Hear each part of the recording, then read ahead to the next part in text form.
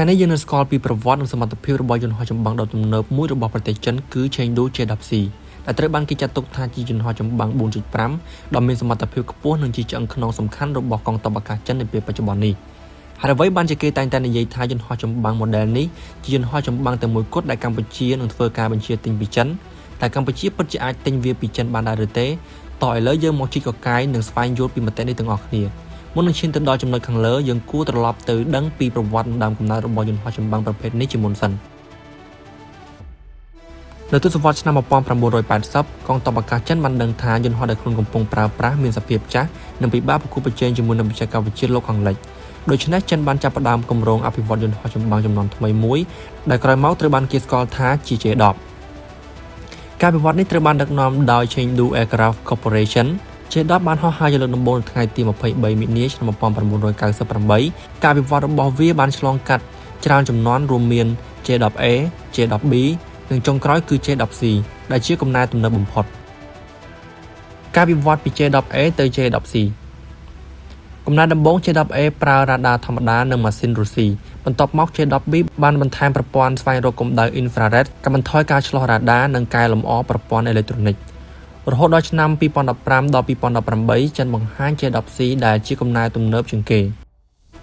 វាត្រូវបានបំពាក់ដោយរ៉ាដា ESA ដែលអាចរកឃើញនិងតាមដានគោលដៅបានច្រើននៅក្នុងពេលតែមួយមានប្រព័ន្ធសង្គ្រាមអេឡិចត្រូនិកទំនើបនិងប្រើមីស៊ីលចំនួនថ្មីគឺ PL-15 J-10C បានចូលបម្រើនៅក្នុងកងទ័ពអាកាសចិននៅក្នុងឆ្នាំ 2018 រចនាបថនិងរូបរាង J-10C មានរូបរាង Delta Wing រួមជាមួយនឹងស្លាបតូចខាងណាត់នៅផ្នែកខាងមុខការរចនាបែបនេះធ្វើឲ្យវាមានសភាពរហ័សរហួននៅក្នុងការបត់និងអាចប្រតិបត្តិការនៅមុំវាប្រហារខ្ពស់បានល្អយន្តហោះនេះមានម៉ាស៊ីនតែមួយប៉ុន្តែវាមានកម្លាំងខ្លាំងអាចហោះបានល្បឿនប្រហែល Mach 1.8 ឬជាង 2200 គីឡូម៉ែត្រនៅក្នុង1ម៉ោងបច្ចេកវិទ្យាទំនើបចំណុចខ្លាំងបំផុតរបស់ J-10C គឺប្រព័ន្ធអេឡិចត្រូនិក J-10C បានបំពាក់ដោយរ៉ាដា ESA ទំនើបប្រព័ន្ធ IRST សម្រាប់ស្វែងរកគោលដៅដោយកម្ដៅ Helmet Mounted Display ដែលអនុញ្ញាតឲ្យអ្នកបើកយន្តហោះចង្អុលមីស៊ីលតាមទិសដែលភ្នែកកំពុងមើល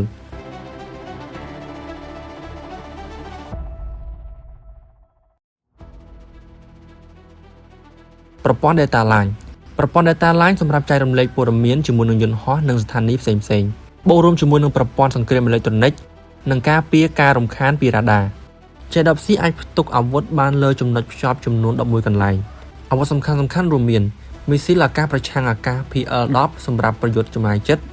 មីស៊ីល PL-15 សម្រាប់ប្រយុទ្ធចម្ងាយឆ្ងាយគ្រាប់បែកឆ្លាតវៃមីស៊ីលប្រឆាំងនាវាកាំភ្លើង 23 មីលីម៉ែត្រភ្ជាប់នៅក្នុងខ្លួនយន្តហោះ PL-15 ត្រូវបានអ្នកវិភាគជាច្រើនបានចាត់ទុកថាជាមីស៊ីល BVR ឬ Beyond Visual Rangeដ៏គ្រោះថ្នាក់បំផុតមួយរបស់ចិនដែលអាចវាយប្រហារគោលដៅនៅចម្ងាយឆ្ងាយមុនពេលដែលគូប្រជែងបានមើលឃើញការនាំចេញទៅបរទេសអតិថិជនដំបូងបំផុតរបស់ J-10C គឺប៉ាគីស្ថានដែលបានទិញកំណែនាំចេញ J-10CE យន្តហោះនេះត្រូវបានប្រគល់ជាផ្លូវការនៅក្នុងឆ្នាំ 2022 ហើយបានក្លាយជាកម្លាំងសំខាន់បំផុតរបស់កងទ័ពអាកាសប៉ាគីស្ថាន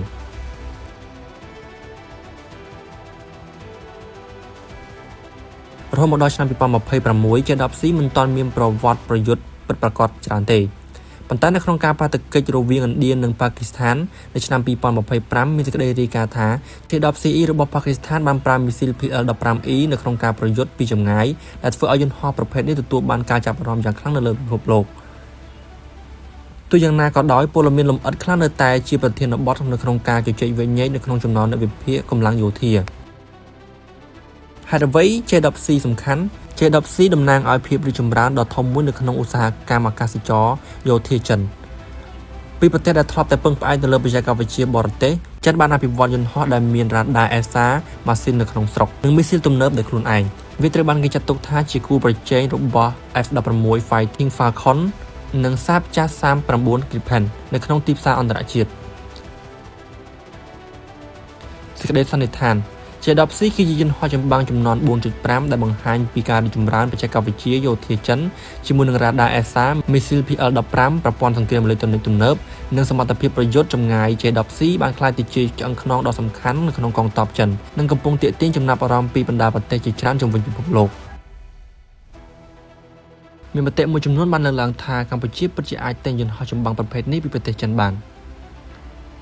កម្ពុជាអាចទិញយន្តហោះចម្បាំង Chengdu J-10C ពីប្រទេសចិនបានប្រសិនបានអនុញ្ញាតឲ្យនាំចេញកំណែអន្តរជាតិ J-10CE ទៅប្រទេសមិត្តភាពហើយកំពុងស្វែងរកអតិថិជនថ្មីៗ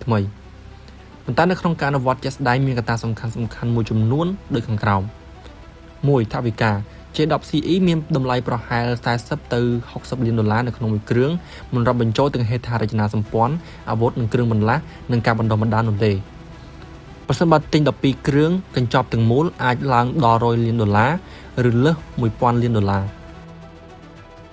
2. សមត្ថភាពកងទ័ពអាកាសកម្ពុជាបច្ចុប្បន្នកងទ័ពអាកាសកម្ពុជាមិនមានយន្តហោះចម្បាំងទំនើបប្រភេទ 4.5 ជំនាន់ដូច J-10C នៅឡើយទេ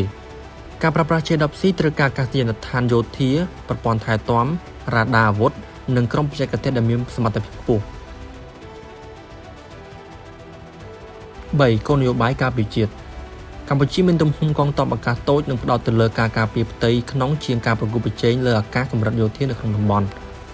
ដូចនេះការទិញយន្តហោះចម្បាំងទំនើបច្រើនគ្រឿងអាចមិនមែនជាអាទិភាពខ្ពស់បំផុតសម្រាប់កម្ពុជានៅពេលនេះទេ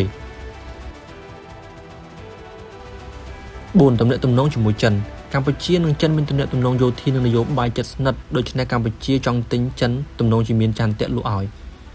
សរុបមកបច្ចេកទេសនិងនយោបាយកម្ពុជាអាចទិញ J-10C ឬ J-10CE បានពីចិនប៉ុន្តែឧបសគ្គដ៏ធំបំផុតនោះគឺថវិកាការថែទាំនិងតម្រូវការយុទ្ធសាស្ត្រកងទ័ពអាកាសកម្ពុជាមិនមែនការអនុញ្ញាតពីចិននោះទេបច្ចុប្បន្ននេះមិនមានព័ត៌មានផ្លូវការណាមួយដែលថាកម្ពុជាកំពុងចរចាទិញ J-10C ឬ J-10CE ពីចិននោះឡើយ